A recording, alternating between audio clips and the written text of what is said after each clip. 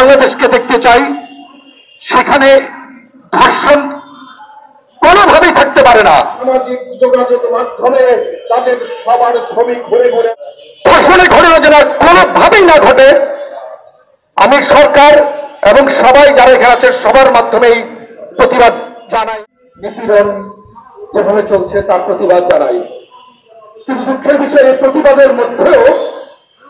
প্রতিবাদের মধ্যেও শিশু ধর্ষণ হয়েই যাচ্ছে, যেটা কোনোভাবেই কাম্য না।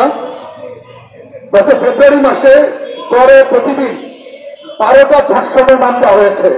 কেন? আমি আরো ঘৃণা জানাই, আন্তর্জাতিক নারী দিবসের দিন প্রথমে ঠাকুরগাঁও, সকালে গাজীপুর, তারপরে সেদিনই ঠাকুরগাঁও এবং সেদিন রাত্রে কেরানীগঞ্জ ধর্ষিত হয়। কেন? আমরা তার তীব্র প্রতিবাদ জানাই এবং এই পরিবেশ এবং এই সহিংসতা এবং যেভাবে মানুষ, আমরা যেই জায়গা থেকে যেই দেশকে দেখতে চাই, যে বাংলাদেশকে দেখতে চাই, সেখানে ধর্ষণ কোনোভাবেই থাকতে পারে না। একটা রাজনৈতিক সামাজিক যখন অস্থিরতা দেখায় একটা দেশে, তখনই আইন শৃঙ্খলা ভেঙে পড়ে, তখনই এই জাতীয় কর্মকাণ্ড, আরো অনেক ধরনের কর্মকাণ্ড যেগুলো সমাজের আমরা মেনে নিতে পারি না, সেসব ঘটনা ঘটে। তাই সরকারকে বলছি, এই ধর্ষণের বিচার যত দ্রুত সম্ভব তার পদক্ষেপ নেওয়া। অনেকগুলো কিছু নতুনভাবে সংশোধন করেছে, মামলার সময় নিয়ে আসছে, দ্রুত বিচার পদ্ধতি নিয়ে আসছে, দ্রুত, যেগুলো 90 দিনের মধ্যে। এবং সবচেয়ে বড় কথা ডিএনএ টেস্ট, এই ডিএনএ টেস্ট যেন অবশ্যই কার্যকর হয়। আমি এই বাংলাদেশ দেখতে চাই না, এই বাংলাদেশ আমার না। বাংলাদেশ একটা শান্তির দেশ, বাংলাদেশ এখন আমাদের সবার প্রাণের দেশ। এখানে কোনো ধর্ষণের ঘটনা যেন কোনোভাবেই না ঘটে। আমি সরকার এবং সবাই যারা এখানে আছে সবার মাধ্যমেই প্রতিবাদ জানাই এবং আমি আমাদের শিল্পী সমাজের পক্ষ থেকে আজকে সবাই বলে গেছে, এখানে আমাদের আগের যারা ছিলেন, যে আমরা এখানে দাঁড়িয়ে আছি, এটা কতটা কষ্টের, যে আমরা এখানে দাঁড়াবার কথা ছিল না। আমরা আমাদের প্রতিটি ঘরের শিশুদের নিরাপত্তার কথা চিন্তা করি, সেই নিরাপত্তার কথা চিন্তা করে আমরা রাস্তায় দাঁড়াবো, এটা কিভাবে সম্ভব? আর যেন একটা শিশু, একটা নারী ধর্ষণ না হয়। আমরা সবাই তীব্র প্রতিবাদ জানাই। আপনারা আমাদের পাশে থাকবেন না।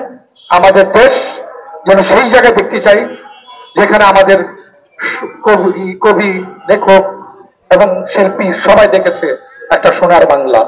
সবাইকে ধন্যবাদ।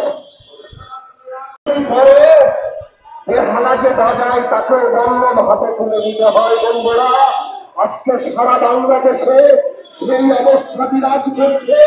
আমাদের বাড়িতে ডাকাত পড়েছে, আমাদের বাংলাদেশে ধর্ষকের উল্লাস ভূমিতে পরিণত হয়েছে।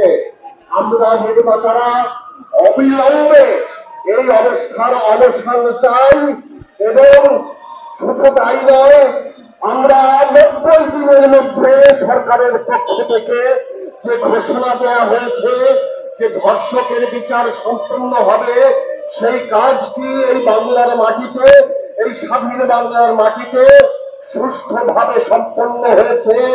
বাংলাদেশের সকল নির্মাতা, শিল্পী, কলাকুশলীরা সেটির বাস্তবায়ন দেখতে চায়। আর একটি কথা বলেই আমি আমার বক্তব্য শেষ করব, সেটা হচ্ছে আজকে এই ধর্ষকদের যারা মৌলবাদী, উগ্রবাদী, জঙ্গি গোষ্ঠী যারা উস্কে দিচ্ছে, যারা এদের পৃষ্ঠপোষক করছে, সেই মৌলবাদী জঙ্গিবাদী শক্তি ধর্ষকদের গলায় ফুলের মালা পড়াচ্ছে, সেই ধর্ষকদের ছবি ওয়াজের নামে আজকে আমার মা বোনদেরকে খাটো করে, নিন্দা করে, হেনস্থা করে যে বক্তব্য দেওয়া হচ্ছে, এই বক্তব্যগুলো যারা দিচ্ছে, ধর্ষকদের যারা উৎসাহিত করছে, পৃষ্ঠপোষকতা দিচ্ছে, আমাদের সামাজিক যোগাযোগ মাধ্যমে তাদের সবার ছবি ঘুরে ঘুরে বেড়াচ্ছে। কিন্তু আমরা রাষ্ট্রযন্ত্রের পক্ষ থেকে, প্রশাসনের পক্ষ থেকে কোন ধরনের কোন পদক্ষেপ লক্ষ্য করছি না। আমরা অবিলম্বে এদের বিরুদ্ধে এদের গ্রেফতারের দাবি জানাচ্ছি এবং এই ধর্ষণ যে উল্লাস ভূমিতে পরিণত হয়েছে আমাদের মাতৃভূমি, সেইখান থেকে আমার দেশের মানুষকে নিশ্চিন্তে, আমার মা বোনদের নিশ্চিন্তে চলাফেরা করার পরিবেশ নিশ্চিত করার জন্য জোর দাবি জানাচ্ছি।